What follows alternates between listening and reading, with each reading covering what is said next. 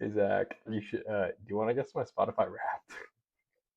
Sure, Like my Nick. All number one right. artist? All right. Number one artist? Um, I'm gonna go Louis Capaldi. Are you big No, into him? I No. haven't listened to him since college. Okay. All right. Okay, you are big into country. Wait, you're big into country. Is it? Yeah, Wait, hold on. Does this person have some issues with is this guy racist? possibly. Oh no, don't tell me it's Morgan Wallen. Possibly. No! I'm gonna get canceled so hard. I'm gonna get canceled Oh so my hard. god. Dude, Morgan Wallen is crazy. Dude, it's not even close. That's the crazy part. Oh my god. Actually, it is kind of close. It is kind of close. For the listeners at home, it was Justin Bieber who was my second. I will say that. He had a crazy year. He had a crazy year. Fair enough. You Hey, won't guess my number Bieber three, Bieber though. making a big comeback, so I get it. My number three was T Swizzle, surprisingly. I had a Taylor Swift era this year. I will say A that. Taylor Swift era. Era. Ah, ah, ah, ah.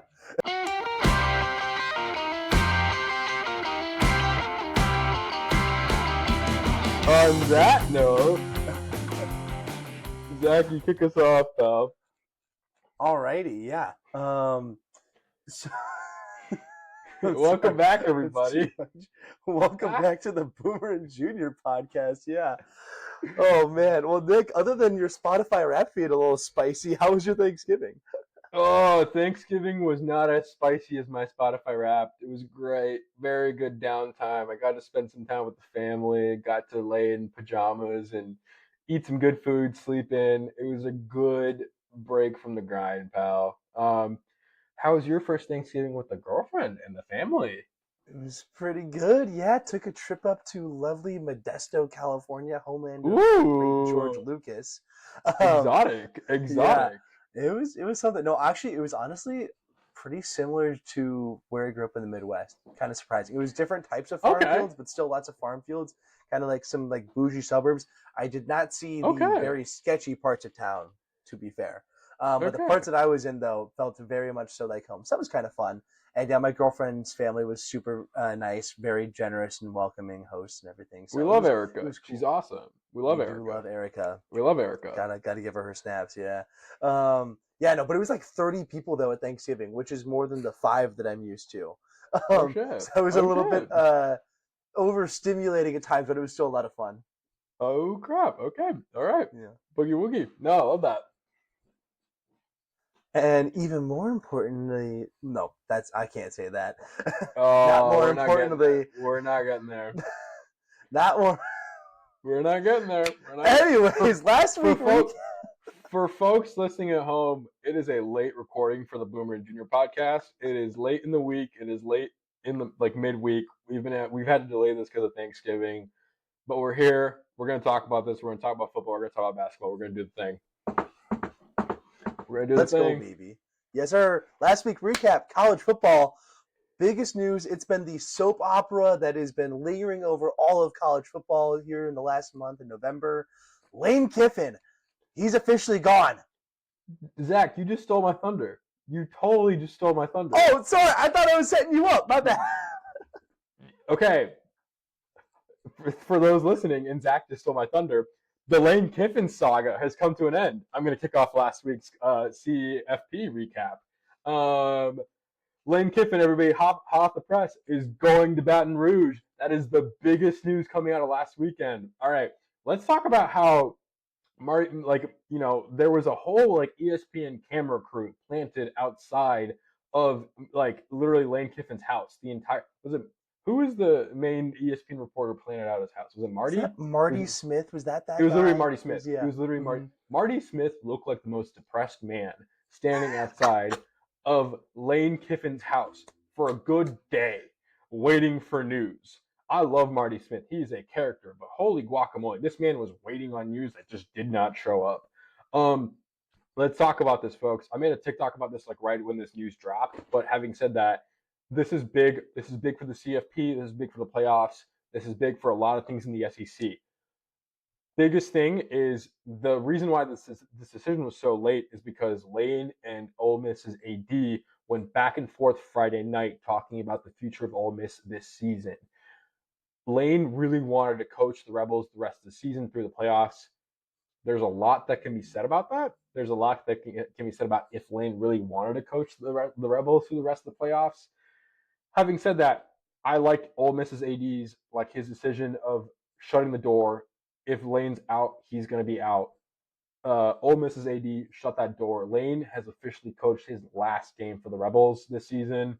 Um, Yeah, really quick. I've got a good analogy for that I heard that I think is okay, a really all good right. way to put that in What do you got? context. So imagine Lane Kiffin and Ole Miss are married, right? Okay, and we're getting up to Christmas here. Christmas being the CFP, Okay. and Lane Kiffin is like, "Oh, hey, actually, I've been banging my hot yoga trainer, aka LSU. I'm gonna leave you for them, but I want to hang around through Christmas and enjoy the holidays with the kids." I'm like Of dumbstruck course, you're gonna because kick him that's out. I'm dumbstruck because that's like hilarious. Also, It's kind of accurate. can we point out that Lane literally went to Baton Rouge and immediately jumped into the hot yoga sessions down there as well? Like he immediately posted about this. Oh my god, this That's because he's a man, troll. Lane Kiffin's a this freaking troll, and I love it. oh Ole Miss literally guys just beat Mississippi State 38-19 to wrap the season and go 11-1. It's their second 11-1 season. I have my own opinions about this. I can see why Lane chose LSU. Obviously, as much as people are going to talk about how Lane screwed over Ole Miss, which I think he still did, objectively, Louisiana State University is the better job. It is the better job. It is the better opportunity, and I mean, I'm not surprised at the dollar value. Like truly, he got his bag. Like you can't deny that. I think there's obviously conversations to have about how college football is structured and how there's deadlines to all these like switches in coaching and why this happens right before the playoffs. God knows I don't make those decisions, and there should be better decisions to be made around that structure. But having said that, yeah, Lane got his bag. Lane's moving to Baton Rouge. He's already off. Off the plane. He's building his team. Like I definitely agree with the sentiment around a lot of Ole Miss fans around how he left the place burning. He has definitely he has definitely left that team worse worse off for the playoffs, given how he has shrunk that team down, like the coaching staff down. Mhm. Um, Going to LSU and taking it, I thought it was ridiculous. I did. The one I thing I did will say, see. Zach, real quick, the one thing I will Mhm. say, the phrasing I heard being you're like Lane apparently told his coaching staff, if you want a job, you are on that plane. If you're not on the plane ride down to Baton Rouge, you don't have a job. That is some of the craziest language I have heard ever, truly around this. Mhm. That's all I'm gonna say. But yeah, Lane Kiffin did say that he didn't use those words. However, Lane also said that the players wanted him to be able to stay and coach, which was what his wishes were. And I think I saw at least a half a dozen players tweeted out afterwards calling cap on that and saying, "No, we wanted your sorry butt out of here. We're still fighting for something. You can go to your higher paying job." dude, there's So so much that Lane can be said Kiffin is about being a drama queen. Lane. Like that's not surprising. Lane's credibility, literally, like through the gutter at this point. And I Yeah. think a lot. You and I already know that he had his eye on that Alabama game when Alabama played Auburn this past weekend, and we're gonna talk about that a little bit later. But we already know that he was keeping. He like the reason why he didn't make his decision was like maybe Kalen DeBoer was moving. Who knows? Um, but having said that, yeah, it's apparent. Lane's character is apparent as a result of this. Like you Hmm. can't even deny it. But Yeah. guys, coming And out I of this do think weekend, yeah, Yeah, I do think he's going to have success at LSU. However, if he ends up having some type of a he better Brian have Kelly success, esque fall from dude. grace, this leaving Ole Miss with them heading to the CFP with a really good squad could end up being the big one of, if not the biggest, what ifs in Ole Miss football history. right? I mean, I'm not saying that they were primed to for sure win the national championship, but this has got to be a really good shot for them. You got the high octane coaching staff. Yeah. If Ole Miss, especially if Ole Miss makes it far without him, like say they get to the semis or something I without kind Lane of Kiffin. want them to. I kind of Oh, want I them do to too. Yeah. so bad. Mm-hmm. Rub it in the dirt. Did you hear about the compensation? We're sticking on this topic for a little bit, but like, did you hear about LSU's compensation for Ole Miss? It's like for every game that Ole Miss makes it through the playoffs, it's like $150,000 like laid pockets. If they win the national championship, that's $1 million. Like if Ole Miss wins, like hypothetically, if they make it all the way and win the Natty, LSU owes Ole Miss $1 million. Like that is Wow. like a check they're writing, and like Mm-hmm. um, I, I'm rooting hard for Ole Miss right now. Like really, like after A&M fell this past weekend, truly rooting for Ole Miss. Like beat there was a guy that you guys had, and he left you guys. Show them who the real winner is in this entire saga. Like I Yeah. want that to happen. Anyway, Yeah, yeah, no, they're definitely the team that I'm pulling for the most at this point now as well. I mean, I think it was expected. Like Lane Kiffin was just looking like he was going to be the prime head coach candidate, kind of as this coming out of this, offseason was yeah, approaching. However, the way in which it went down, so I guess it's like it wasn't necessarily pulling for Ole Miss before, but the way in which this has gone down and everything that Lane Kiffin has done with this situation, you can't help yeah, but like feel and empathize for Ole Miss and just absolutely pull for them and see if they yeah. can win the Natty and show how good they are without him. Dude, I'm not normally an SEC fan, but go Rebels, man, dude, for crying out Go loud, Rebels! go Rebels, dude. All Even though right. that's a racist mascot, but that we're gonna ignore that part for now. I don't know what you're talking about. I don't know what you're talking about. Anyways, that seems like it's a good transition to move on into an actual game recap instead of just coaching stuff. Quick note: there was a lot of other coaching carousel stuff happening recently. I think we're going to wait until the dust settles a little more, and we'll do a nice little recap about this when there's a little bit of a lull in college football, Totally. and yeah, dive into it more then. Oh yeah. But anyways, heading on from the most dramatic coaching hire of the season, Good we'll golly. go to the game referred to as the game. The We had game. number 1 Ohio State going into Ann Arbor to play number 15 Michigan, and Ohio State finally gets the monkey off their back, getting the 27-9 victory over the team up north. Ryan Yeah. Day beating the allegations. Ohio State pulling it off. Dude, if Ryan Day and Ohio State didn't win this game, I I I, I look, like we all knew this was gonna happen. We all knew this was gonna happen. To all my Ohio State listeners, like listening to this right now, you can taunt this win as much as you want. You have the right to. You've got that. You've deserved it. All right. Respectfully, this might have been one of the weaker. Like, say all you want about Michigan this year. You have the strongest team in the entire college football like scenario, like an entire college scenario like environment. If you guys didn't win this game, I think you could then make the argument that Ryan Day physically cannot beat Michigan. Yeah. Um, I Yeah, look last year you could make the argument that they overlooked them or something like that. This year a you knew hundred that percent. like they were expecting it. I truly like take the win, enjoy it, eat it up, whatever. Like it's my personal take, not as big as a win as you guys should make it out to be. That's my take. Yeah. Yeah, no, it was just big that Ohio State did in fact get this victory finally. The better team did win. There were some fun antics that came from this game. Pre-game, Urban Meyer on Big Noon kickoff. I made a little post about this on the TikTok, but they had the red M cross through the M in Meyer, I which was know. great. Yeah, And then even more electric during the game, Nick, I don't know if you saw this or not. I saw this. Brutus going onto the field, writing out the cursive Ohio, and then putting an X through the M in Michigan.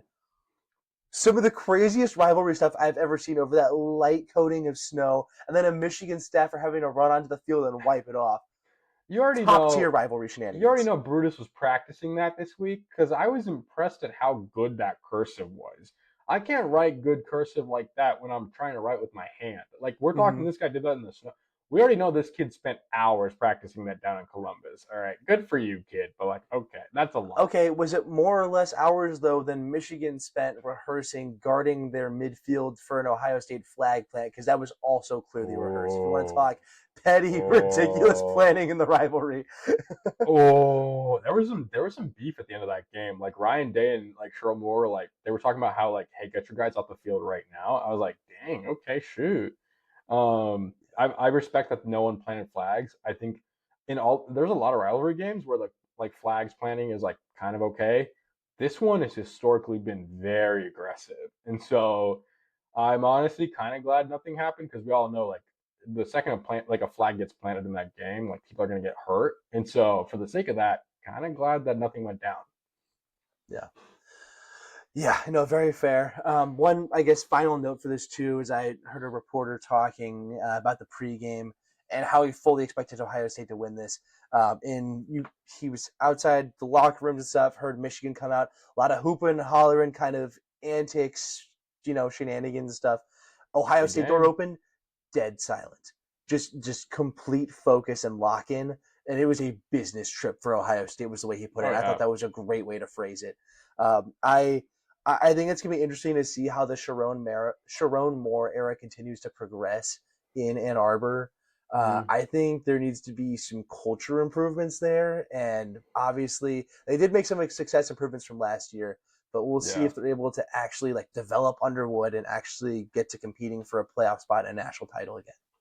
We'll see, man. We'll see. I think there's some potential there. I don't know if Moore's the guy, but I think Michigan can bounce back. I know Mm. you don't like to hear that personally, but I think they've got a pathway to get there. It's a matter of can they capitalize on it. No, I like it when they're good. It makes it better when we beat them. Yeah, there you go. There you go. All right, we're gonna move down south a little bit. We're gonna move down to Austin, Texas, where number three Texas A&M, undefeated before going into this game, by the way, played number 16 Texas, and down go the Aggies, 17-27. Holy did I don't think anyone saw this one coming. Like you and I didn't see this coming. Like we thought this was going to be a like similar to Ohio State, a business trip for Texas A&M, a little out west over to Austin. Marcel Reed, 2 interceptions on this game to the Texas defense, really proving really to be the decision maker. And it really arch. I think the thing we've noticed this season is when there's not really media pressure on him, the dude can deliver. The dude can perform and reach the expectations that were kind of hit like made for him.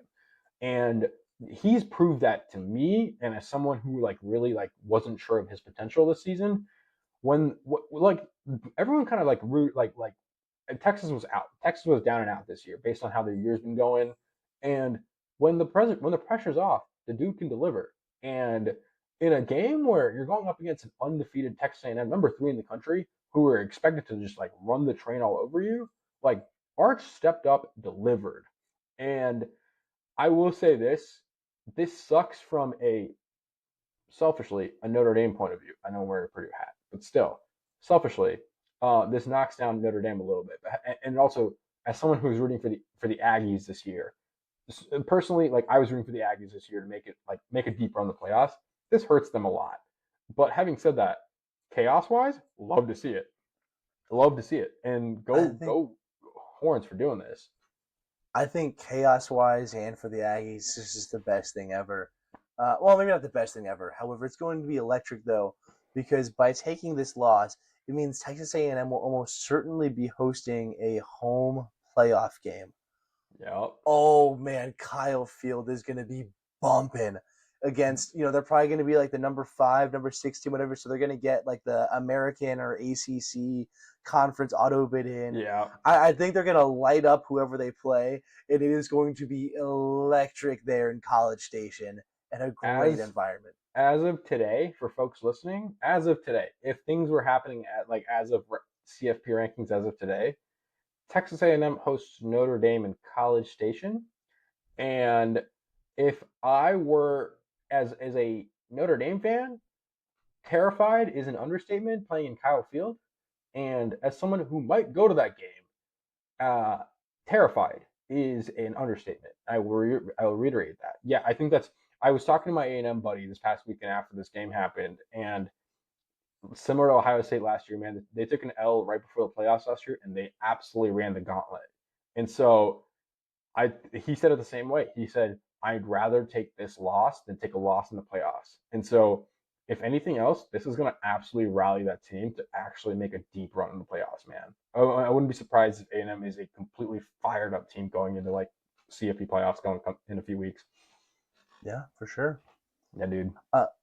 Moving on to an SEC ACC crossover, we had number 4 Georgia playing at number 23 Georgia Tech, and it was really a neutral site in Atlanta. But Georgia getting the win here, 16-9. No touchdowns for Georgia Tech and that high-powered offense led by Haynes King, which is really just a statement of how great Georgia's defense is, and is going to hopefully be playing that strong, continuing into the playoffs. Gunnar Stockton, another Stetson Bennett syndrome, as we've been calling it on this podcast, showing a little over 100 yards, only 1 touchdown and interception, but enough for his team to get the job done. Georgia moving up in the polls, looking pretty well secured for a first round bye in the playoffs at this point. Georgia Tech really crumbled as the season came to the end here. Had a really good shot, driver's seat to make it in the playoff with the ACC championship game, and just kind of fumbled it away. Tough scene for the folks down there, but it is what it is. Yeah, for the Bulldog fans, Georgia bumps up, and in the latest CFP polls, they were number 3. So, going into the SEC championship game against Alabama, they're going to want to obviously avoid the loss, but yeah, we're going to see how things shake out. Personally, rooting for Alabama in this SEC championship. Not happy that it's a repeat of last year's SEC championship, but yeah, I think Gunnar Stockton, Stetson Bennett syndrome is very real and apparent. Sad to see, Haynes King. Man, the kid's been balling this year. I was hoping for an upset so hard in this game, but man, credit to Georgia's defense. Those guys are ballers. Those guys are absolute dogs, as they say. And woof woof, man. We'll see. Zach, I don't think Georgia Tech now makes anywhere near the playoffs, do they? No, they don't have a shot. They actually, I think, were eliminated from ACC championship contention going into the week, so they were kind of toast anyways. Or there might have been some crazy weird scenario they would have made it in, but they were tossed out early. Yeah. So, yeah. What a year. What a run. I don't think Haynes. What sucks is I don't think Haynes is even gonna get an invite to New York in a few weeks for the Heisman. Kid's gonna get drafted. He's gonna have I think I could totally see him being a backup somewhere. He's gonna have a good time. We'll see. My prediction: Haynes King has a solid career as a tight end in the NFL. Oh, that's a take. Okay. He's got some speed and stuff. Some Tim Tebow switch up from QB to tight end action. Who knows? But maybe a little more successful though. Okay, I like that take. Interesting. Okay, I don't really seem like that, but okay. We're gonna switch a little bit, but still stay within SEC realm. We got this little team down in Louisiana called LSU going into Norman, Oklahoma to play number 8 Oklahoma. Who's LSU? I don't think we've talked about them before. Couldn't tell you, pal. Never heard of these guys before. I think they're called the Tigers. I couldn't tell you. I think they got a new coach, something like that. Go Tigers! Go Tigers! Sidebar, coming back to Lane Kiffin for a half sec. Did you hear his press conference? He said he was driving past the Tiger Stadium and was like, I just felt the Coach O presence. And I was like, okay, all right. We got Brian Kelly 2.0 out here, folks. Oh, my. LSU going into Norman, and we kind of thought they were going to lose by a lot, but Oklahoma just barely scraping by with a 17-13 win this week, folks. Everyone gets a pick. Mateer had 2 touchdowns, but holy moly, you get a pick, and you get a pick, and you get a pick. 3 interceptions on the game, folks. John Mateer, let's talk for 2 seconds. I loved you, brother, going into the season, but my goodness, what are you doing? Did that thumb replace your brain or something, dude? What did that surgery do? I think it was an innovative surgery that took cells from the brain and put it into the thumb. Into his thumb, clearly. Golly. They either took cells out of his first or his second brain and put it into his thumb, I'll tell you that. Oklahoma ends the season 10-2, man. They're headed into the playoffs for sure. Having said that, good golly, are they shaky? Shaky is an understatement. like if they make it past the first round, I will be impressed. Like if Mateer can rally up all the courage this kid's got. Like I say this as someone who cares about this guy because I can see the dog in him. All right, I've talked about that week after week. All right, I root for this guy. Where this guy's just not been the same player. All right, and that's apparent. Like they were down to LSU. They were down to LSU like in the fourth quarter, and like somehow came together and rallied and scored to get past and win the game. I truly think I love Coach Venerables. We've talked about this. I love Mateer and I love Oklahoma's offense overall. And I think obviously like their defense has carried them a lot this season. But genuinely, I think there's a lot of questions to ask about Mateer and his overall like his ceiling, quite frankly, going forward. Yeah, I want to root for the Sooners really bad, but they've given me no case in the last few weeks. And so go Oklahoma, go Sooners, 10-2, great year in the regular season. But what are you guys doing? Like Yeah. truly, figure your shit out. Yeah, excited for the Sooners to get that playoff bid. Like we said, they're pretty well locked into the field. That said, we'll do more of a CFP preview when the brackets officially released and when that Yeah. time comes. However, this is giving shades of that Tennessee squad last year that got absolutely Oh, lit that's up a in the first great round. way of putting it. That's a great way of putting it. So we'll see. They could prove me wrong. We know that there's potential there, but just for the way they're kind of stumbling to the finish line, would not be surprised if they just get blown out of the water in round one. 10-2, pal. Here we are. 10-2. Speaking of 10-2, that's Alabama's final record to finish the season here. You like that little smooth transition there? Dude.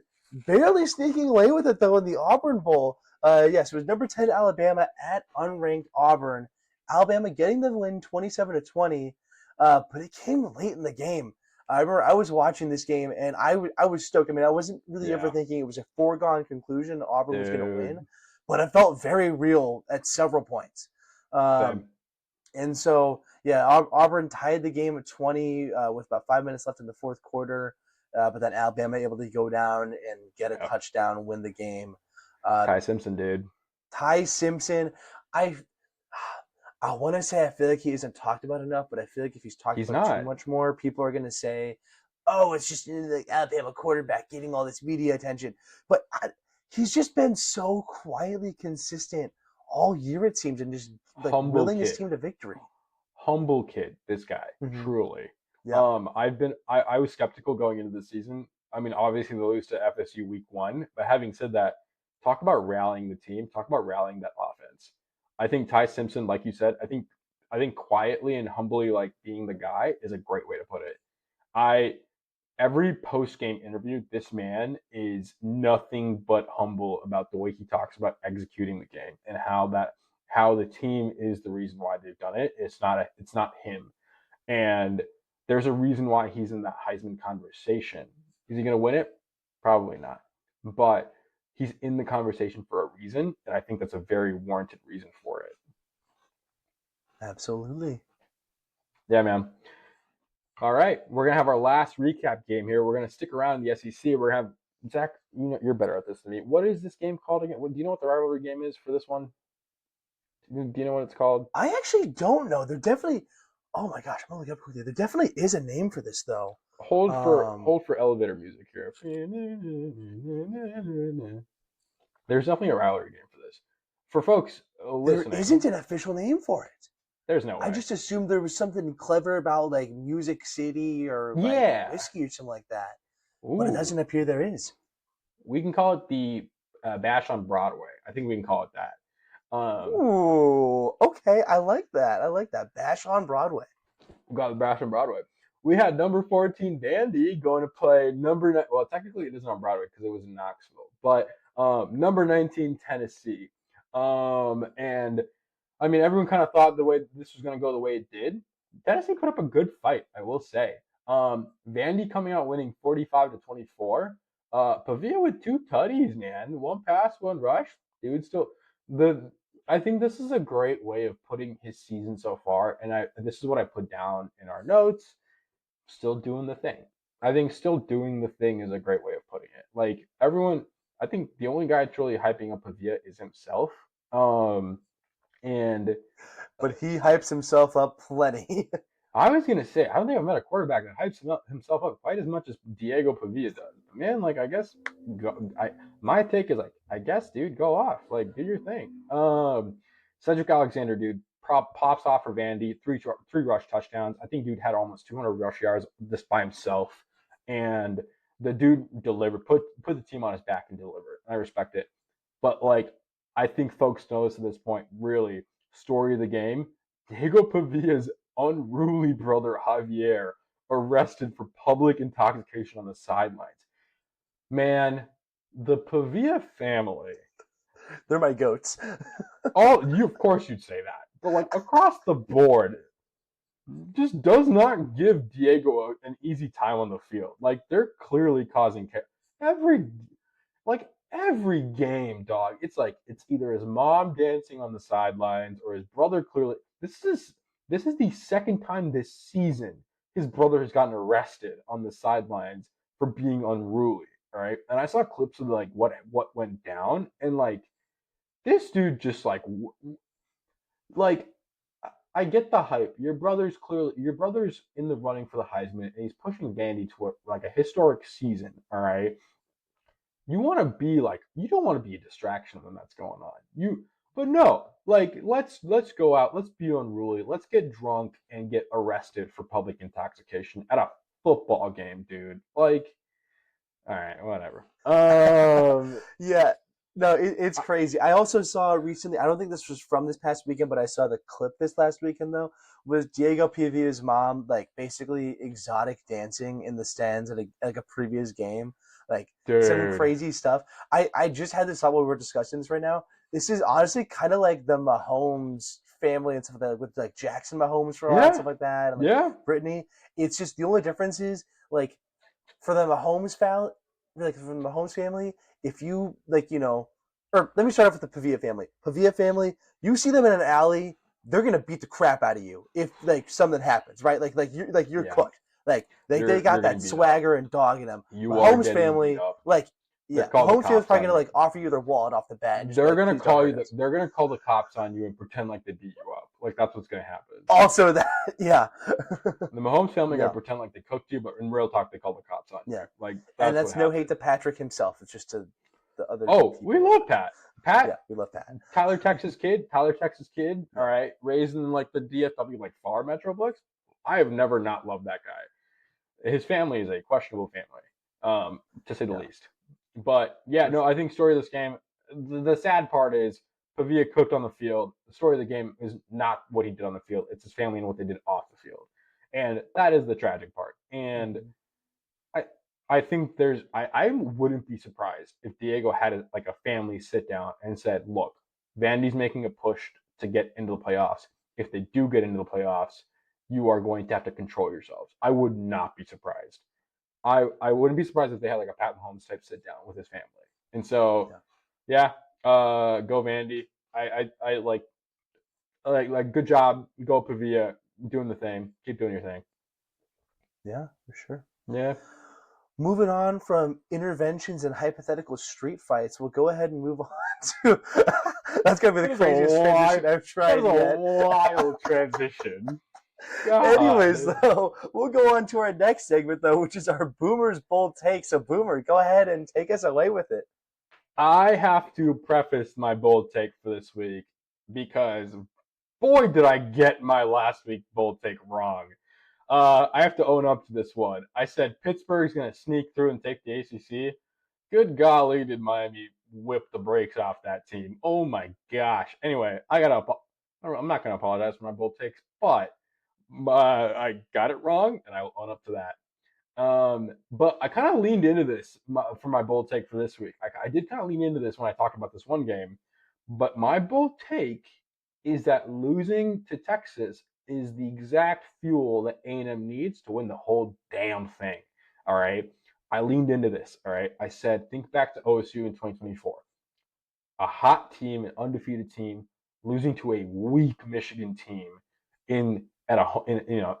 Granted, this wasn't home for A&M, but like OSU like loses at home last year and ran the gauntlet. All right.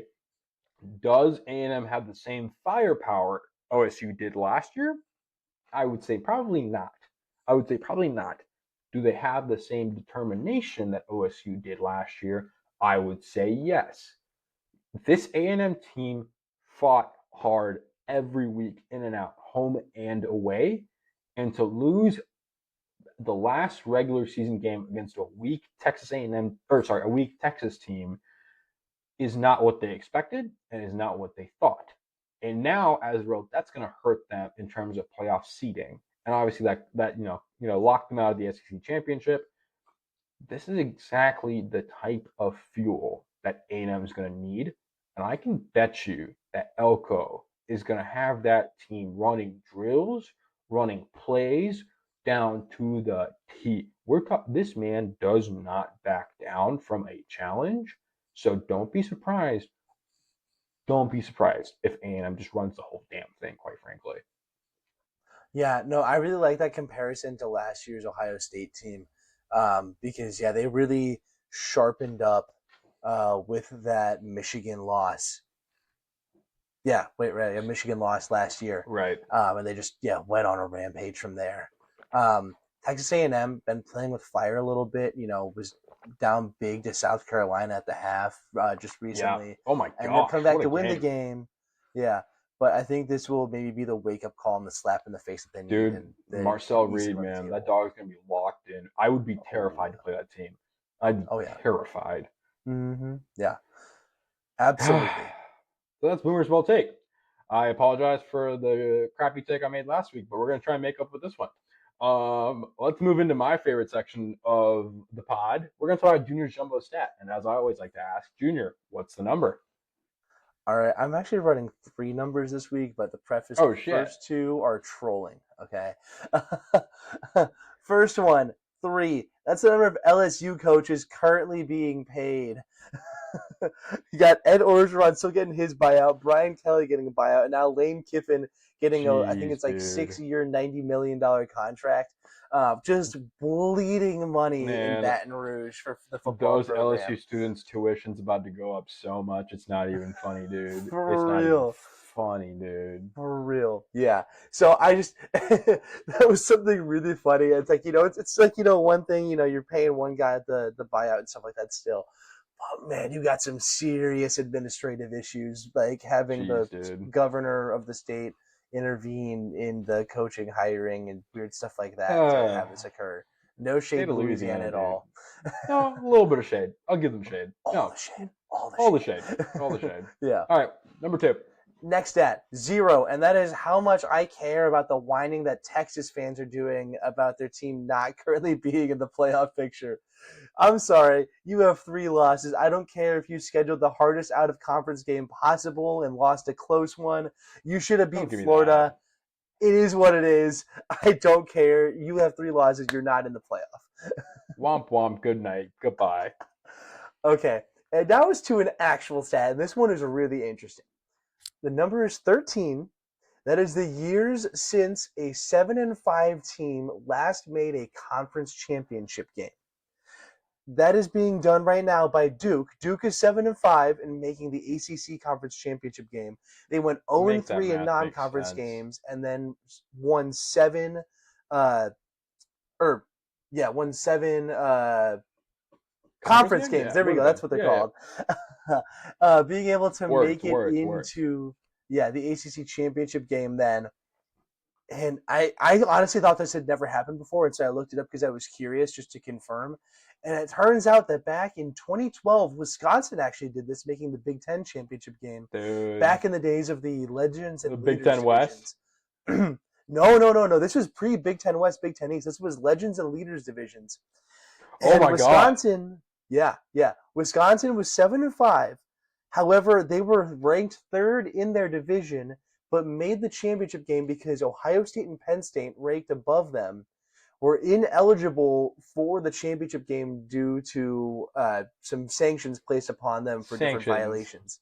Penn State with, well, we don't even get into that, and Ohio State Mm. with like Tattoo Gate and all the. Actually, I think it was Yeah. pre-Tattoo Gate, but Ohio State's had some minor issues littered throughout too. But anyways, Yeah. Wisconsin also made it as a to the championship game as a 7-5 team, And you may think, oh, well, they for sure got bounced in the championship game. No, they won 70-31 against Nebraska in the Big Ten championship game. Then, holy cow! So, if anything, there's precedence that Duke is going to wipe the floor with Virginia this weekend, based off of that. So, yeah, that was my actual interesting fact.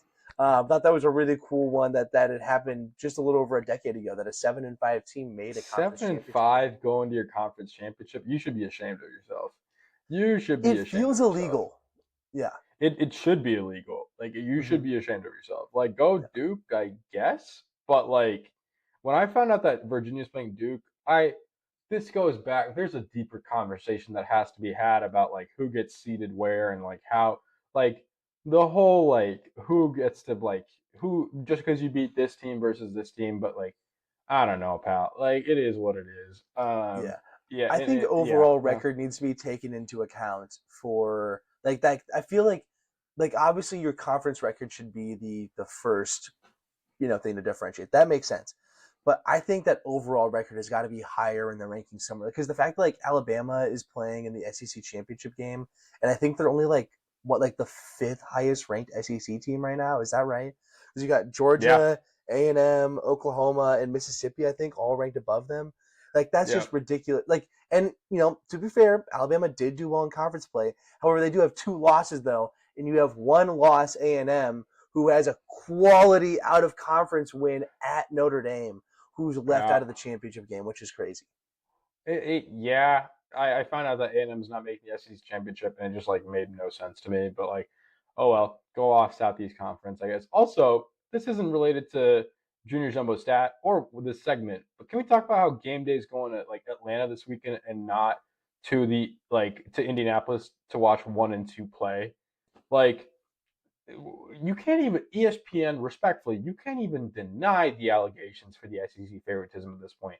You're going to go watch two teams that both have one losses against the two teams in the country, the only two teams left that have. Well, I might not be talking about the small. I don't know if there are any smaller teams that have zero losses, but I'm the pretty sure two they are the big only two teams, undefeated teams at this point. Yeah. the only like the two like big teams that have the 1 and 2 teams in the country. Like anyway, sorry, I got like as a Big Ten graduate, like come that like I don't care if Indiana's in that championship or Ohio State. What are we doing? Yeah, it's weird because I mean, in other games this year, there's been precedent. Like I think just College Game Day this past weekend was at Ohio State, Michigan, even though Big Noon Kickoff was also there.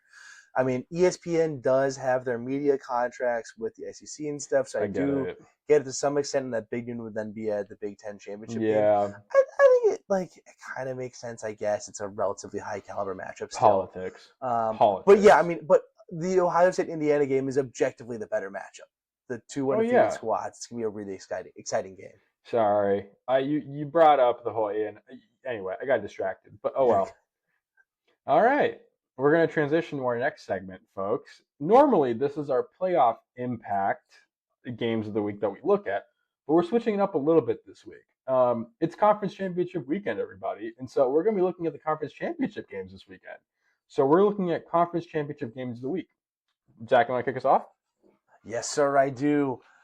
You know it. I've been talking about it all year. I love me some American Conference football, baby. Let's go. We got North Texas and Tulane playing Goofball. at Tulane Stadium. This is number 20. I think it's number 20 North Texas, number Yes. 24 Tulane, or vice versa, Yeah. are playing each other. This would be a great matchup. This is likely a win, and you're in game to the playoff, 100%. which is really cool. I'm expecting a high caliber offensive Oof. shootout.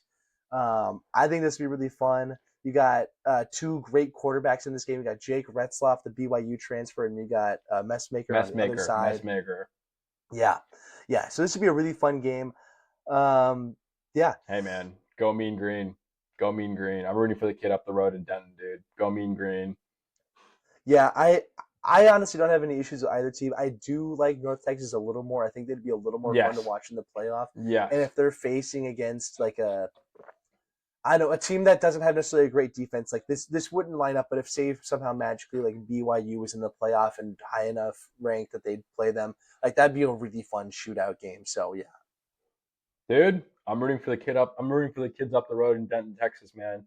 Go Mean Green. Go Mean Green. Switching over to Big 12. we got a really high offense powered like matchup. We got number 11 BYU versus number 4 Texas Tech. They are playing in my hometown of Dallas, Texas at AT&T Stadium. Now, don't get me wrong. I don't really care for the people that I know that went to Texas Tech. No offense, but also, having said that, no respect, no disrespect, but like, yeah, I am going to be rooting for Texas Tech in this. I am going to be rooting for the Raiders in this game. They got a kind of a home field. They've got a home field advantage versus BYU. They're playing in Texas. They've also got a hot powered offense led by their quarterback. I'd be a little shocked. I would only be a little shocked if BYU pulled off the upset here. Having said that, not going to be shocked if Texas Tech absolutely runs this and solidifies their play in the playoffs coming out of this game. Yeah. Yeah, I mean, I'm pretty sure Texas Tech just manhandled BYU in their first matchup. I would expect Yeah. Texas Tech to do the same here and get that win. Run it back. I would, however, root for BYU simply because this will cause more chaos on the bubble. Because that would put BYU in. Texas Tech would for sure be in too. So now you're looking at bouncing another bubble team out of the playoff. And I just think that'd be really funny. I agree. That'd be hilarious. Yeah. Get some more other conferences represented besides Big Ten and SEC. So. Oh, yeah. Yeah. Moving on then to the SEC. Yeah, we talked about this already. You got number 4 Georgia and number 9 Alabama playing in Atlanta. This is rematch earlier this year. I think both these squads are really primed for a great Saturday and a great playoff run. I honestly don't have much thoughts on who's going to win this game, other than I think there's going to be some good defense played, and it's going to be a close one.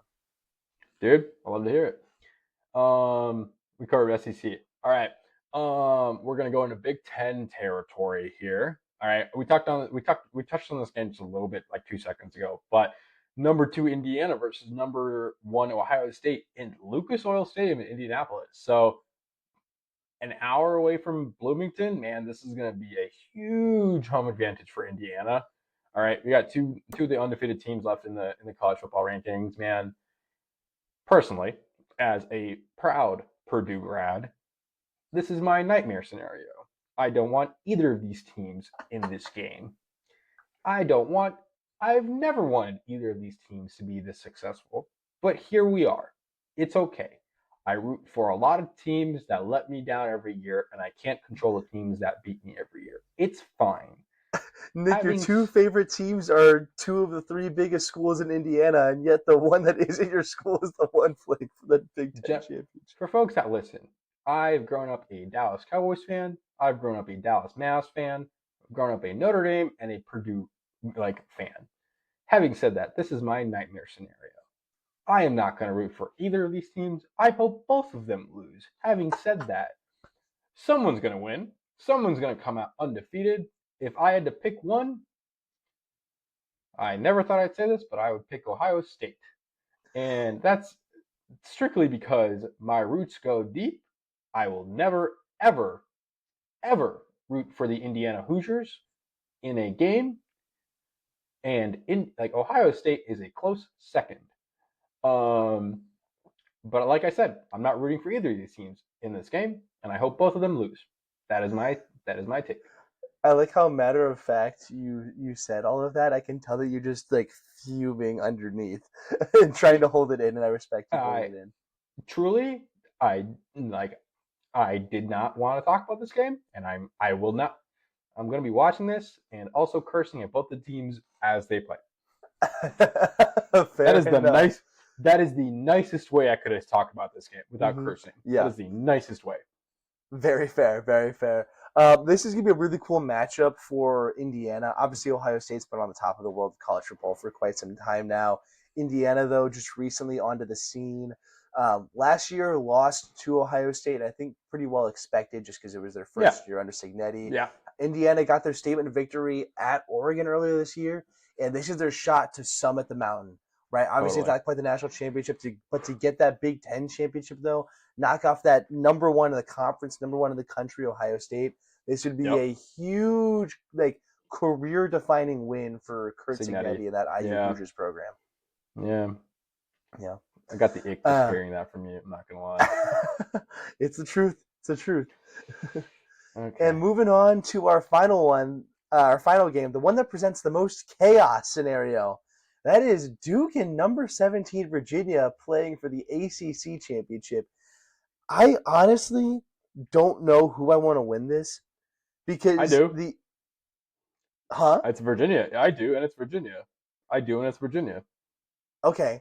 But if Duke wins, that means that the ACC won't be in the playoff, and I think that'd be really funny. That would be hilarious. That would be hilarious. For the That would sake be, of I the guess. sanctity, Well, for the sake of the sanctity of the college football playoffs, I'm hoping it does not happen. But go on. mhm. So the ultimate chaos scenario is if Duke beats Virginia, Okay. and then I don't actually know who James Madison is playing. Oh no, James Madison is playing Troy. And then if Oh, Troy that's right. beats James Madison, because Stop. the because the criteria states the five highest ranked conference champions, and that could put us in a Stop. scenario where we only have four ranked conference champions. Holy crap. Would that mean It's Troy's in the playoffs? it would probably go to Duke. I don't know. So it really depends. I'm not sure. I Oh, don't think that's that's going to happen right. either. James Madison's a 23.5 point favorite, which we'll talk about in a second here. Yeah. However, the fact that that's even like remotely on the table, that all it takes is a not that crazy upset of Duke Not beating that crazy. Virginia. No. And then, so it really takes just one crazy upset and a not crazy upset Oh, yeah. for complete chaos to occur. And I Oh, think yeah. that would be glorious this early on in the playoff era. Jeez. Oh, Um, my God. that said, I'm sure there is some committee sub rule that they would just deem whoever they think is the best, most qualified Yeah. from there Yeah. to be in the playoff. But I don't think it's a scenario anyone expected, particularly not the second year of the 12 Nah. team playoff. Nah, nah. All right, pal. All Yeah. right. Anyways, yeah, so moving on then, we'll go ahead and slide into our Boomer Junior Blitz, making our picks. So, Nick, hit us with your first pick of the week. Heck yeah, dude. We talked about this in the conference. I think we're sticking still around the conference championships. Running down back to the same list. First pick for Blitz for me is the American. Well, I was going to say American Airlines Championship, but the AAC Championship. North Texas playing Tulane in NOLA, and I'm going with the Mean Green up in Denton. I'm going with North Texas. They favored by 2.5 points, and I wouldn't be surprised if Messmaker absolutely let that thing rain next week. They're slated to win by 2.5. Man, I wouldn't be surprised if they won by two scores, maybe 2.5 scores. All right. Yeah. I would love nothing more than to see North Texas go into the playoffs. Man, would love nothing more. For sure. Yeah, we talked about this. This is a win in your in game for either team. Totally. Unlike the craziness of the ACC and the Sun Belt potential there, these two teams are both ranked, so whoever wins is going to for sure make that playoff. Yeah, dude. Yeah, pretty exciting opportunity for both squads. I would lean North Texas just in terms of entertainment of the playoff. I think they're more likely to put up some serious points in the playoff, and I think that'd be really fun to watch. Yeah, I like it. Yeah. Moving on then to one of our chaos scenario games, we have Troy at number 25, James Madison for the Sun Belt Championship. I do think James Madison is going to win, though. They're Yeah. 23.5 point favorites. I think they're going to cover that because they have on the line that potential playoff berth, right? They need some Yeah. magic to occur in front of them, unless maybe, say, James Madison wins like 56-0.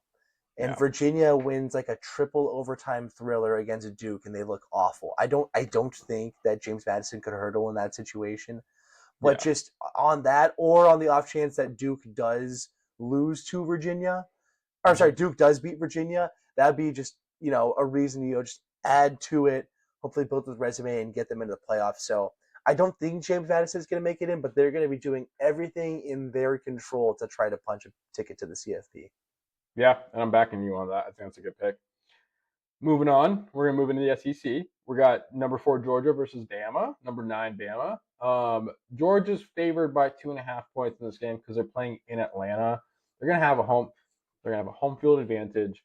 But I'm going with the Tide on this one. I think Bama. They're running hot. All right, Ty Simpson. We talked about this kid. He's a boiling hot quarterback, and I wouldn't be surprised if he has got what it takes to overpower that hot Georgia defense. And so the Lions at 2.5. I wouldn't be surprised if Alabama scraped out with a touchdown as like a separator. And so calling Alabama to win this one, dude. Yeah, Also, I for don't want to see sure. Georgia win, but yeah. Yeah, yeah. This one seems like a toss up to me. I'm really, I I could easily Either see way, either team either winning way. this game barely or winning by double figures. So we'll see what happens. It'll be a good one Yeah, though. yeah. Well, Moving on to my next pick, I got number 11 BYU and number 4 Texas Tech in the Big 12 championship. This is a pick with the heart, not with the brain.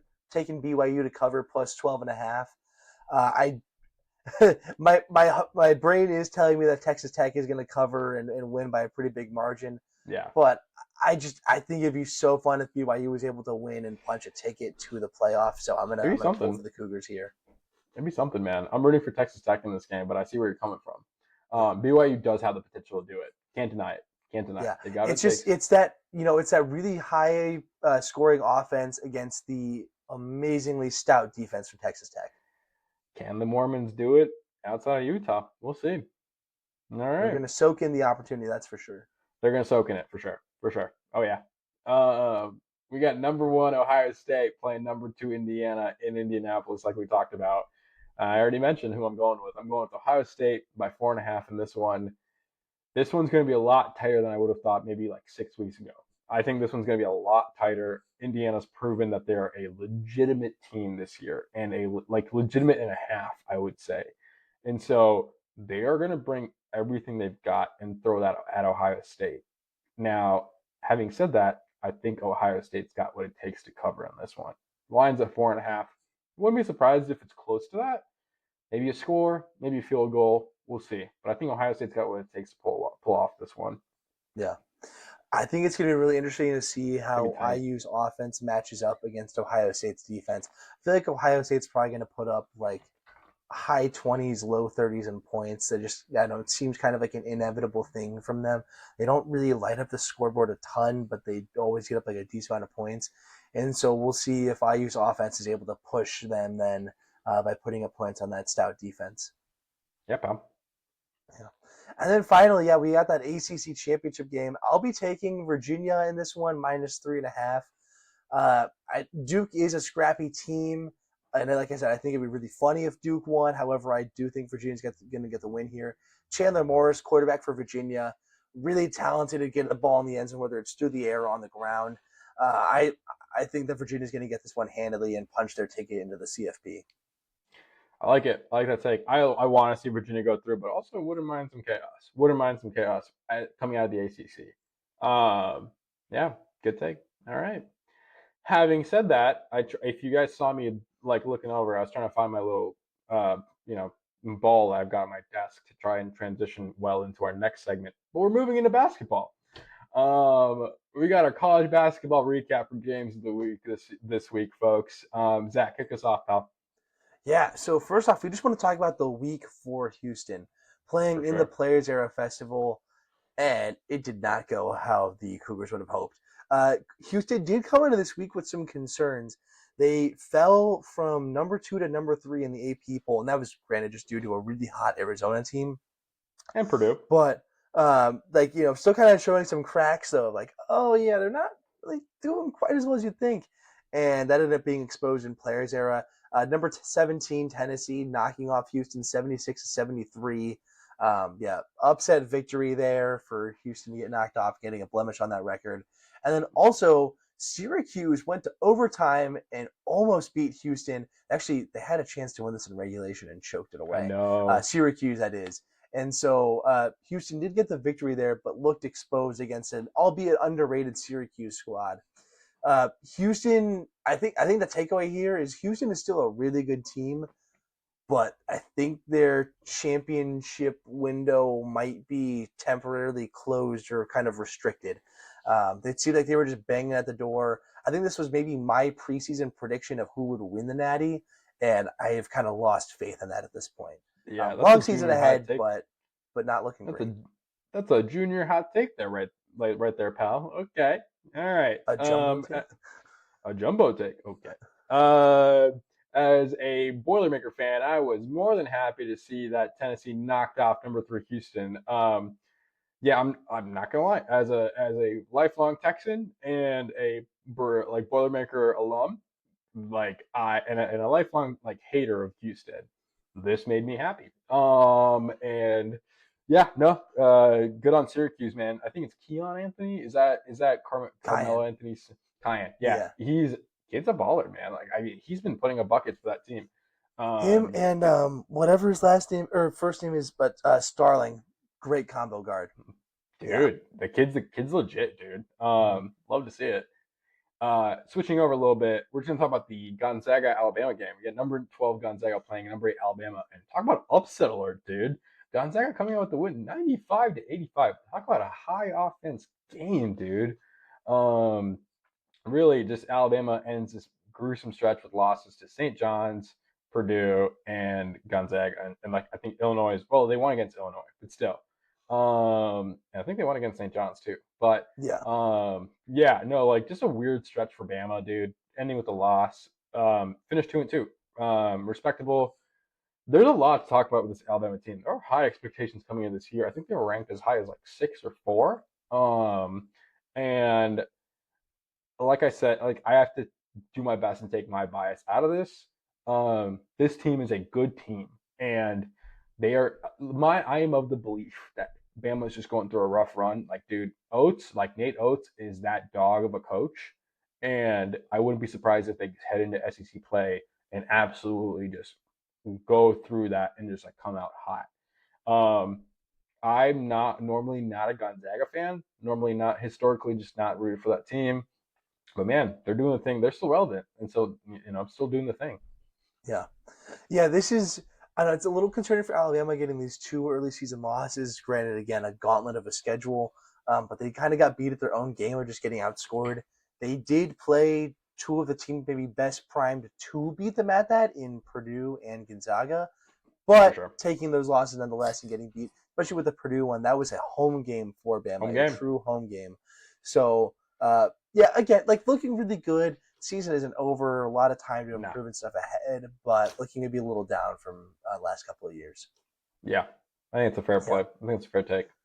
Mm-hmm. Moving on to St. John's, and that's really getting getting into a team that's fallen off Whew. from last year. Oh my, yeah. So this past week, they lost. Granted, a very close one to number 15 Iowa State, 83-82. Also in players era. Yeah, can't really blame them too much for that. Unfortunate, but yeah, it was a loss nonetheless. And then, however, also losing double digits, 85-74 to number 21 Auburn as well. That was a bit more of an inexcusable loss. The Iowa State one I can forgive. Auburn, though, especially right there in the same week, not looking so good. Rick Pitino's squad is 4-3 on the season now. Definitely not how they wanted to start. They had that, as we Yeah. just talked about, lost to Alabama earlier in the season. Yeah, I would say ring the alarm for St. John's. I'd put the panic meter at like a 9 out of 10 right 9. now. Maybe 8 out of 10. They're not like trash. But for a team that was, I think, a 2 seed last year in Yeah, the they were NCAA high. tournament, I would say Final High. Four hopes are not there. No. I like no disrespect. Kind of saw this one coming. Like kind of saw like at least the trajectory for St. John's going into this year. Mm-hmm. Like they lose in Madison Square Garden against I think it was Illinois. Like Alabama. not Alabama. That's right. Oh, that's right. Like not surprised. They came out this year looking hot. They were ranked high. Patino obviously like brings a lot to that equation. I personally did not. I personally did not see them carrying over what they did last year, at least the weight of what they did last year. Yeah, no, Patino's got his work cut out for him, and I don't know if he's got the juice left in the tank to do it still. But yeah, man, go. Yeah, St. John's got their work cut out for him. We're gonna move over a little into the Big Ten. We're gonna talk about Michigan for this next section. So Zach, hold your breath. Um, Michigan hosting Auburn, number 21 Auburn, winning 102-72. Man, let's talk like real quick, real impressive. Zach, breathe. Okay, all right, folks. He's gonna keep doing it. I'm gonna keep talking. Michigan, dude, I did not see this one coming. Like, I thought they were gonna win, but not that much. How long is this kid gonna hold his breath? You're turning red, pal. I'm a little okay. Okay. I should have just kept going. I should have been able to see how much I got through. Yeah, I was gonna Um, try to hold it until you finished talking about Michigan, but you kept fair, talking about how I fair, was holding my breath. fair. Yeah, I mean, you think that was the most impressive game they had all week, but oh my gosh, Michigan playing Gonzaga, who just beat Alabama, and they win 101-61. That's 101, folks. They beat the 100 mark again, and 40-point Michigan, win. dude, Michigan is a buzzsaw, all right? Truly. Yaxel Lenderborg, 20 points per game, dude. What a baller, dude. And like and we talked about this, but like they've got a group of transfer kids that like are really living like they're proving how the transfer portal can be used for good. And yeah, man, Morris Johnson popping off. I think this Michigan team is a threat in the Big Ten, if not all of college football, basketball. And so don't be surprised if they make like an Elite Eight run or like Sweet 16, in my opinion. But Mhm. I think Sweet 16 is where they kind of bounce out. But like, dude, early wins in the season against good teams, high offensive wins. Now, granted, Auburn, they're like a decent team this year, but big win nonetheless. And so go off Big Blue. Never thought I'd Yeah, say that, but okay. for sure. Yeah, this is interesting. They had another 40-point win in the Players Era tournament too. That's what both of these wins that we just discussed were from. Um, yeah, obviously those were all very impressive, huge margins of victory over ranked squads. That said, this is the same Michigan team that only beat TCU by 4 and Yeah, had to go to overtime to beat Wake Forest and only won by 1. I remember I that. think this Michigan and Players Era was maybe a little more accurate than the one that we saw in those games, but that is the same team though in a very quick turnaround. I think Michigan is going to kind of regress to the mean a bit. Maybe the water's going to return to level. I think Big Ten play it's is going still to a be team that's crucial. going to, yeah, this team's still going to contend for a Big Ten championship, still be a national championship contender. But I mean, last week though, they looked like you could call the season now and just give them the national championship. And I don't think that's quite what the true, I guess, level of this team is. Yep. Yeah. I mean, I'm going to root for So my Warriors, but yeah. yeah. Moving on to the objectively, definitely not biased, better team in the state of Michigan. We got Michigan State playing in the Fort University of Myers Detroit. Invitational. Michigan State played in the Fort Myers Invitational this past week. Uh, beat Eastern Carolina pretty big on Tuesday, and then on Thanksgiving Day, taking on number 16 North Carolina Tar Heels, Yeah, and the number 11 Spartans getting the big win, 74-58 on those big win. slippery courts there in Florida. My main takeaway: Jeremy Fears, my sweet, glorious king. Oh my Hey, gosh. pause. 19 points, 5 rebounds, 7 assists. I believe that was a season low of assists for him, was 7, which is crazy. Leading the Impressive. country at about 10 assists per game right now. This time, though, this game, choosing to get it done a bit more, putting the ball through the hoop as opposed to dishing to his teammates, just doing what he needs to get his team the victory. North Carolina was playing this game without star guard Seth Trimble, but still had Caleb Wilson in full force and getting rocked a bit with the 16-point loss. Um, yeah, this Michigan State squad's looking really solid all around. Great defensive unit, cohesive team, just a lot of passion and energy all around for the Spartan squad. Yeah, go Spartans, man. I was watching this game. At least I caught the back half of it, and very impressed with how Izzo coached that team in this game, man. UNC, there's been a lot of questions asked these last few years about what this team is and who they are, and they're still having a hard time matching up to that identity. And so I'm curious how much job security Hubert Davis has. I would say he's on the hot seat. I think like he's been on the hot seat in my opinion for like the better half of the season. I think the heat has now been turned up to the max. I think he's officially sitting on a high like we're talking like if he doesn't deliver a minimum Elite Eight performance on this team, that might be stretching a little bit, but I don't think it's stretching too far. He might be out. Yeah. I think I wouldn't be surprised if UNC's fan base and their athletics department is ready for a change. Um, I think they're going to hope for that change being internal. But having said that, wouldn't be surprised if he is out by the end of the season. Yeah. Something to monitor. Something to monitor, something to keep your eye on. move over a little bit. We got number 4 Duke, John Shearsman playing Calipari's number 22 Arkansas and coming out with the win 80-71. Really, I think the big difference maker in this game was Cam Boozer. Right, Cam Boozer. I get the twins mixed up. It's ironic, given I'm a twin. But Cam Boozer led. That's some lore for the fans. Cam Boozer led Duke really, man, continue to flex their muscles. As a freshman, I was a little like, is this kid just another one of those like celebrity former NBA kids that, you know, just gets into a high octane program just because of his last name? The kid is legit. Twins okay, but boy oh boy is Cam Boozer a baller, man. Oh my, the dude is the guy on the team, and he's been proving that game in game out. And like he was the difference maker against like Calipari's like well coached Arkansas team. Like Arkansas, I think respectfully, 22 is disrespectful. Having said that, man, Duke did the job on a like road game as well. Like good for them. I think I'm never gonna say Duke's legit because I've never been a Duke guy. Also Duke kind of a Duke hater, but and Zach's gonna back me up on that because he's a lifelong Duke hater as well. But dude, Duke's getting the job done, continuing to push, especially in road games, non-conference games. Shire's men doing the thing.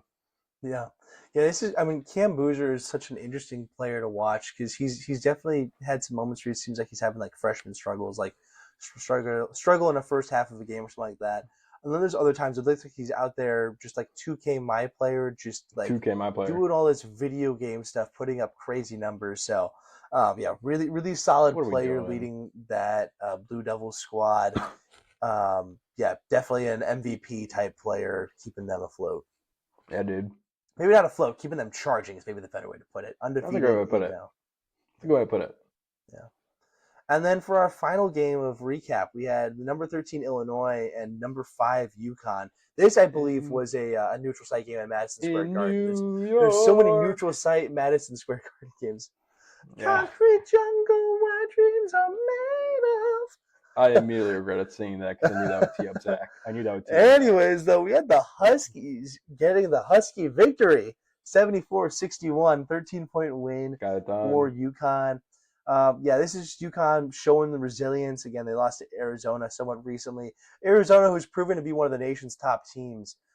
So no real hate to UConn there for getting the loss there. But taking care of business with Illinois and just continuing to say, hey, you know, we're here. We're a title contender just like all these other top 5 teams. Yeah, man. No, I think UConn bouncing back, dude. I think that Arizona game was tough. Credit to Arizona making the trip out to Connecticut, getting the win on the road. But man, UConn is still legit. UConn's still contender for the Natty. Hurley, as much as he's been a thorn in my side the last few years, especially with Purdue going all the way to the national championship and losing to that team, I truly think I'm not surprised Hurley won in this game. I say Hurley, but UConn team winning in this game in Madison Square Garden. Illinois, decent team. I don't know if they should be ranked as high as they should be. They got a lot of Eastern European guys holding that team down, but yeah, man, I think UConn truly proven why they've still been the dogs. Like they've been that team. Yeah. We're gonna transition real quick into our next segment, which is our college basketball preview. Now we gotta throw out a little bit of an asterisk to this. We kind of mentioned this early in the episode. This is a midweek recording of the pod, unlike our normal recording. So some of the games that we normally cover into the preview actually kind of already happened. We're going to cover this at a later time. We're going to look at the true games that are actually happening this week. So Zach, kick us off. Yes, sir. Yeah, so we got NC State at number 20 Auburn. This would be a good matchup. NC State, a lot of transfers, first-year head coach in there. And taking on this Auburn squad that's kind of been slipping a little bit, having some good wins, not so good performance other times too. Yeah, we'll see if Trey Holloman and company off of that Maui trip is able to get the victory at Auburn. Dude, I like this matchup, dude. I think Auburn is looking for somewhat of a recovery win, if I'm being honest with you, man. They've got obviously a change up in head coaches this year. We've talked about it, nepotism. But yeah, I think they're looking for a recovery win. I think this should be the game they do it. If they don't, boy, oh boy, do they have bigger problems. But oh well. We got number 11 Gonzaga playing at number 18 Kentucky. As a not Kentucky fan and also not a Gonzaga fan, this game is really not doing much for me, if I'm being honest with you. But if I had to pick a team that I want to see win in this one, I'm gonna go with Gonzaga. Never, I like Gonzaga more than I like Kentucky. But having said that, should be a good matchup. Road game, a very long road game for Gonzaga, making a long trip from Washington out to Kentucky. But oh well, we'll see who comes out of this one. Should be a good matchup though. Should be a good non-conference matchup. Yeah, I'm curious if Kentucky's had some of their injury issues resolving. They had Jelon Lowe, starting point guard, out, and Jaden Quayton's out as well. If they're able to get some of those guys back too from injury, this could help even out the matchup, and I think it'll be a good game regardless. Heck yeah. Yeah. Moving on to the matchup, I am by far most looking forward to of this week. At number Huge. 4 Duke heading to East Lansing, playing in the Breslin Center at number 7 Michigan State. Oh baby, is this going to be a good one? This is I may be a little biased here, but this could end up being matchup of the regular season. Okay. All right. This is going to be a pretty well, I mean, two historically great programs and stuff. It's whatever. Finish your But thought. Finish your um, thought. yeah, no, this should be a really great game. It'll be interesting to see how Cameron Boozer matches up against some of that Michigan State front court. Expect a lot of Cohen Carr, Jackson Kohler, Cam Ward, if he's healthy, back from that sprained wrist, to be matching up against him. Would not be surprised if they burn through some fouls, just trying to stop him from rolling to the basket. And I think Michigan State's probably going to try to take him away and make the other players on Duke's squad beat them. Michigan State not shooting well from three, but not needing it to play well. We'll see if that continues this Saturday. Yeah, man. I'm rooting for Michigan State hard in this game, dude. Always going to root against Duke. Also, got a soft spot for Michigan State. And I think Izzo and his men truly at home in the Breslin Center. Come on, guys. You guys can't have this. This is teed up for success. I got to add too. This might be the most confident I've felt going into a matchup against a top 5 Duke team, and that makes I sense agree. because Michigan State's top 10 team and at home.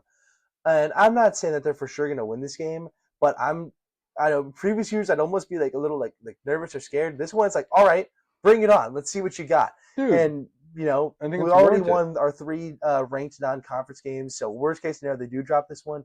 Not a big deal. However, if they do win this one, huge resume boost. I think that's the really good way to. I think that you're thinking about it the right way, dude. Genuinely, I think genuinely of all the Michigan State teams that played all the Duke teams historically, this team is coached up and has got all the bandwidth across the board to do the thing. And they're at home. Genuinely, zero excuses if they can't pull this off. And so we'll see. Well, I wouldn't say zero. Well, okay. I'm not saying that there's Come going to be on. excuses. I I think this is like a coin flip game. I think it being in the Breslin Center, I think makes this about a coin flip game. ESPN BPI Yeah. gives Duke like a 74% chance to win, which I think is Yeah. crazy. That's bull Um, crap. Michigan State should now. There's no excuse to get blown out in this game. Michigan State Yeah. has been exposed by Duke and kind of had the brakes beaten off of them occasionally in my Yeah. lifetime. Not really doing the inverse to them. This should not be an embarrassing game in any way. If they do lose, Yes. it should be close. Yep. Okay. Yeah. I can agree with that. Yeah. Shifting over to my Boilers, we got number 10 Iowa State going into West Lafayette to play the number 1 team in the country, the Purdue Boilermakers. We're going to be playing in Mackey Arena. Purdue's on a hot streak right now, undefeated. They played some really hot teams, played some really weird games like the ones against Memphis and the Bahamas, coming out still with a win. Purdue has no excuse. Like, they're going to win this game. Knock on wood. But, like, they're going to win this game. I just clearly knocked on wood on my table. Please don't curse this universe. Braden Smith-led Boilermakers, backed up by Trey Kaufman and Fletcher Lawyer at home. Come on, guys. And Oscar Cliff, too. The guy's been back, like, actually seeing true form. I think that the Boilermakers should take the dub. Yeah, Purdue off of a successful trip to the Bahamas. Iowa State after a relatively successful trip to Vegas, moving up to the number 10 spot in the country. Purdue, I think, is going to take advantage of the home court here and the paint crew and get the victory. Go Boilers. Go Boilers. Boilers. Go Boilers. For my final game to be covering here, we got number 14 Illinois at number 13 Tennessee. These are two teams who have been doing pretty well. Not undefeated squads. I guess we're kind of running out of undefeated squads as a whole. There's just some teams with some blemishes, though, looking maybe for like a get-right game and assert themselves in that higher level, that upper echelon of college basketball teams this year. Echelon. Yeah, I don't Buzzword of really the know day. who's going to win the squad. I haven't really who's going to win this game. I haven't seen Tennessee play too much, but I think this will be a fun one. Yeah, I like it. I like the matchup of a Big Ten team going into Knoxville. Playing a Tennessee team that's looking to build a good team for the year, and build a good, like, honestly, they're trying to like get the most that they can. Like, they've taken L's this year that I don't think they should have. Having said that, I don't know, should be a good matchup down in Knoxville. I'm gonna wrap us out here for college basketball. You guys have heard us talk for a good amount of time now. Number 20 Auburn at number 2 Arizona. This is an Auburn team that has looked, you know, mediocre at best at a lot of time this season, and they're going into a number 2 Arizona team on the road, who just beat UConn on the road in Connecticut. Like, this team is cooking beyond belief.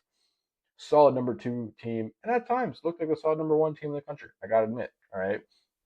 But man, like, I don't think Auburn's gonna put up like as much of a fight as they think they're gonna put up in this game. Arizona's gonna bring the house, and can Auburn take the heat on the road? Probably not. And so we'll see. Yeah, I'd be shocked if Arizona doesn't win this one by double digits. Same. Same. I don't think Auburn is a bad team, but I think they're just going to get outclassed in every aspect of the game here. Yeah. Yeah, Good way of putting Arizona it. looked them to put on a big show. It's a great way of putting it, pal. Yeah. Alrighty, and that concludes our final segment of the week. So thank you very much, as always, everyone, for joining in and listening. Really appreciate you. Um, yeah, make sure if you got any questions, feedback, whatever, email us at officialboomerjr@gmail.com or leave a comment on this video. As always, like, subscribe, rate, review, all that jazz on the YouTube and Spotify. Really appreciate that. Check out our social media. We got the Instagram, TikTok, YouTube Shorts going, Facebook posting for when we're releasing videos. Also, big milestone. We crossed 100 followers on TikTok this past week. So that was a pretty Woohoo! big, exciting milestone there. Hoping to just keep growing this and sharing our thoughts and getting all of Can't our believe it. dumb takes out there in the world of college sports. So, Can't believe it. in the meantime, hope everyone had a great Thanksgiving, and we'll catch you next week. Bye bye.